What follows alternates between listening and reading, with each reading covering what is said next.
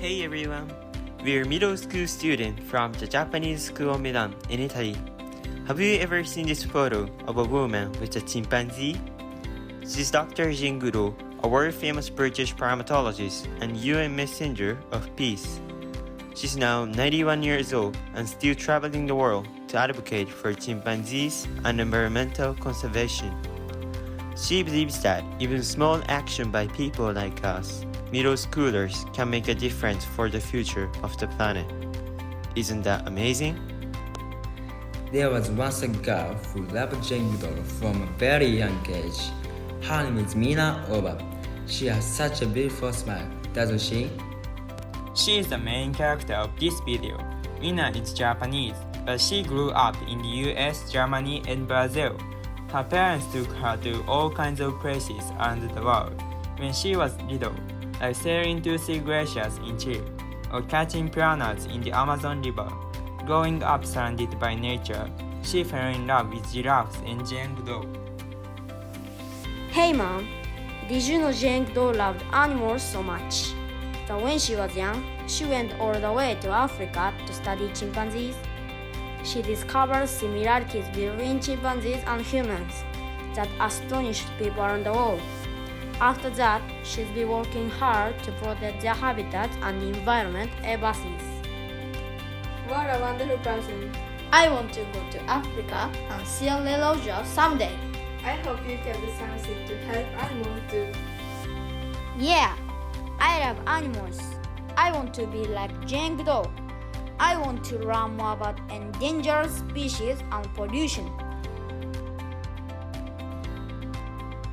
Wait, pesticides are not just for killing bad bugs. They are actually really toxic to other living things too. I want to study more about chemicals to help animals and the environment. When Mina grew up, she entered Faculty of Pharmacy at university. Do I really want to be a pharmacist? I don't even know what I want to do anymore. I got it. Before graduation, I save up money and go to giraffes in Africa. The animals I love so much. Wow, real giraffes! I used to have such low self-esteem and I felt so down. But now I'm here in Africa with money I saved to myself. Seeing wild giraffes I've always dreamed of, I actually feel kind of proud of myself. In Kenya, Mina became friends with a Japanese woman who was traveling around rural areas, working with local healthcare staff to promote vaccinations, distribute mosquito nets, and train healthcare workers. There are so many different ways to be involved in medicine. Meeting with different people helps me grow. I can combine my knowledge and experience to create something uniquely mine. After graduating from university, Mina joined NHK, combining her experiences in journalism and pharmacy. Through her work, she encountered people going through incredibly difficult situations. Through reporting, I've learned about so many issues I never knew before. For example, I want to support pediatric care facilities, but there are hardly any young viewers. But at the youth who will shape the future, TV is so full of information that people forget it after one broadcast. I want to create something that makes social issues more accessible to younger generations. That's it. Articles last. What kind of article will young people actually want to read? That's when Mina started writing for none other than the top fashion magazine, Vogue. Fashion and climate change, how do those connect? Even if you're not interested in environmental issues, if your favorite model or singer talks about it, you want to read about it, right? That could be your entry point into caring about social issues. And that would be amazing! And how did we meet Mina? Through Roots and Shoots, the organization Jane Goodall started. She believes even kids have the power to make change. She launched it in 1991 with just 12 children in Tanzania, and now it's spread to over 65 countries worldwide.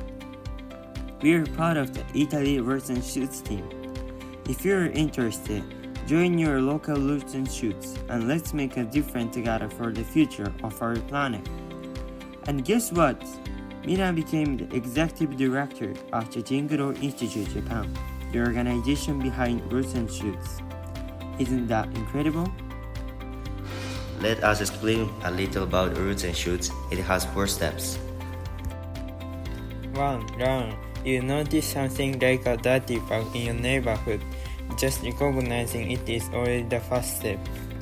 2. Explore. Why is that park dirty? Maybe there aren't any trash cans nearby. Or maybe people don't see it often, so they dump their trash. When you investigate, you'll learn new things you didn't expect. 3. Take action. It doesn't have to be big. You could pick up trash or stiho or make handmade posters. 4. Celebrate this change. If the park gets even a little cleaner, that's a win. Even the smallest actions count. If it's for the environment, animals, or people, then you are already a part of Roots and Shoots. At an international school in Yokohama, students collected used Tetra Paks, turned them into Japanese paper, and sold them. They also collected bear marks from the packs and donated supplies they bought with them to a local facility. In Shimonoseki, a group wanted to help sell animals, so they made handmade candles, sold them, and used the money to buy food for the dogs and cats. That's amazing. What was the most memorable interview you've ever done? One was with a high school girl in Kanagawa. She learned about environmental issues at school, but wondered why her classrooms still use fossil fuels. So she started a petition online, and eventually, every public high school in Kanagawa switched to renewable energy. Wow, that's incredible. And of course, my other favorite was my interview with Jane Goodall. She truly loves wild animals from the bottom of her heart. She kept chasing her childhood dream with pure dedication. She's amazing. To be able to share the story of someone you love with others, that's such a wonderful thing. Do you prefer working out in the field or in the studio? Definitely out in the field. Anyone can share things on social media now, but a journalist who reports the fact is still incredibly important in today's world. Lastly, could you give a message to us, middle schoolers and kids? The most important thing is to take action, because action creates change. I'm kind of lazy. Volunteering isn't really my thing. Do I still have a chance? Of course you do. Start with a small change. If you're interested in helping animals, talk to experts in your area about what issue exists. That's already a big step. If you care about energy, research in solution and host a workshop. Find out where your electricity comes from and if there are renewable options. If you care about food waste, track cafeteria waste. Talk to farmers. Buy local produce or compost what can be used. Try biking or using public transportation instead of driving. Even fixing old clothes instead of throwing them away helps. Wow, that's actually a lot we can do, from small things to big ones. Exactly. Even small, everyday intention, just caring about the world within 10 meters of yourself, can create a kinder world. To make a kind world, everyone has to be compassionate. That's right. Even I mess up when I'm stressed. But my wish is simple, to live in a kind world. And compassionate people always have choices.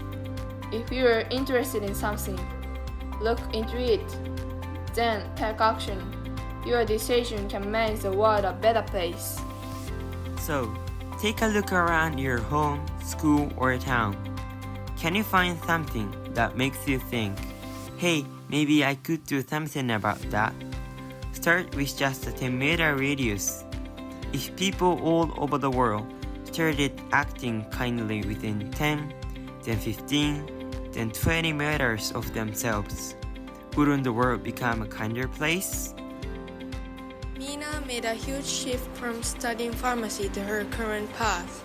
No matter where we are or what we're doing, we have the power to decide and take action. And compassionate people always have options. So, what kind of compassionate choice will you make today for the planet, for animals, for people?